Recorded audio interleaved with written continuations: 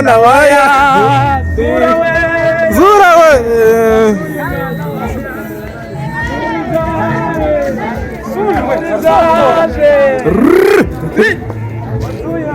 wazu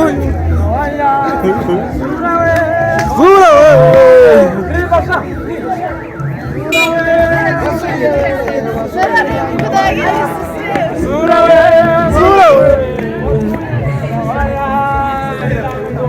wazuya we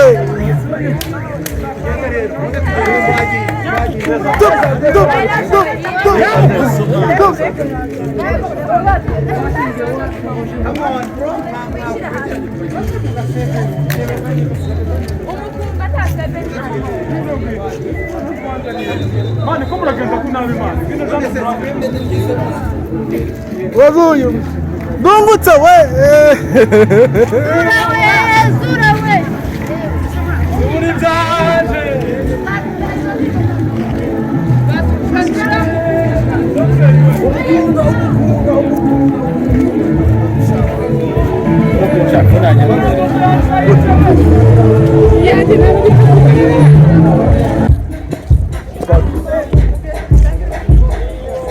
Mana sih mulatina?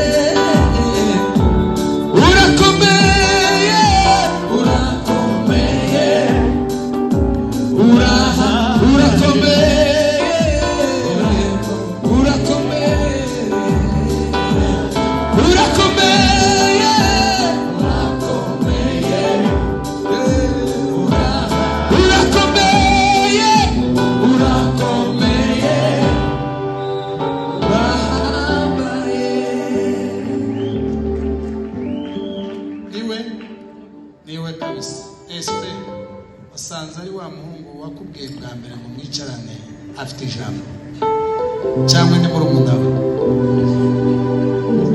cyangwa arasana niwe ngo niwe arakoze cyane hanyuma reka sa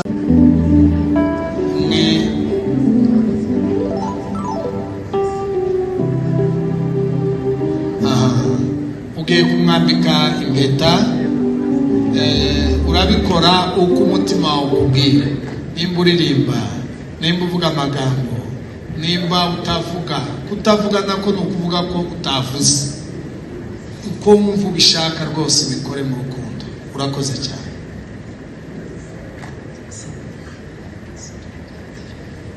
uzamura ikiganza uberekereza yariya ku mafoto ejo bundi muzobishyira kuri statu umwaka washize babifotore neza hariya aha twagiye tuyifatikanyije na mwuka wera ariwo mufasha mukuru ndahiriye imbere y'Imana n'imbere y'iteraniro y'uko nzagukunda nzakundira umuryango wowe haba mu byiza no mu bibi nzahora gukunda kugeza urupfu rudutandukanyije. Imana ifashe. Dio. Amen. Arakoze cyane. ndetse n'umuyumbe afite imitumba kwera. Aha tumbe espe nawe tumbe imitumba ye.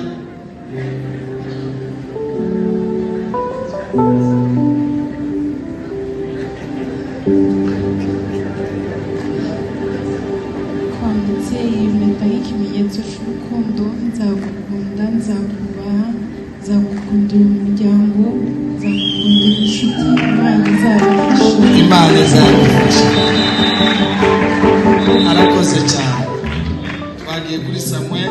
Imbere y'Imana n'imbere y'itorero ryayo, gusezeranije ko nzagukunda, ko nzakubaha kandi nkubahishe muri byose, turwaye cyangwa turi bazima, dukenye cyangwa dukize. Ndemeza ko tuzabana karamata kandi ko nta kizadutandukanya kinturutseho.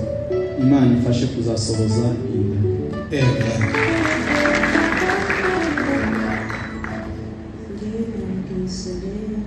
Abageni zamurijwe. Wisemo we Samweli, umbere umugabo w'isezerano imbere y'Imana n'imbere y'itorero ryayo, isezeranije ko uzabikunda, ko uzakubaha kandi nkubahishe muri byose, turwaye cyangwa turi bazima, dukenye cyangwa dukize, ndemeza ko tuzabana karamata, ko nta kizadutandukanya kinturutse. Imana izabifashe kuzasohoza iyi ndahiro. Ikimenyetso gisobanurwa n'abakunzi, nzagukunda, nzakubaha, nkubahe umuryango n'inshuti, Imana izabifashe. Amen. Urakoze cyane. Ibuka imigisha yose wahawe, ibyo yakoze biragutangaza. Ibuka imigisha wahawe.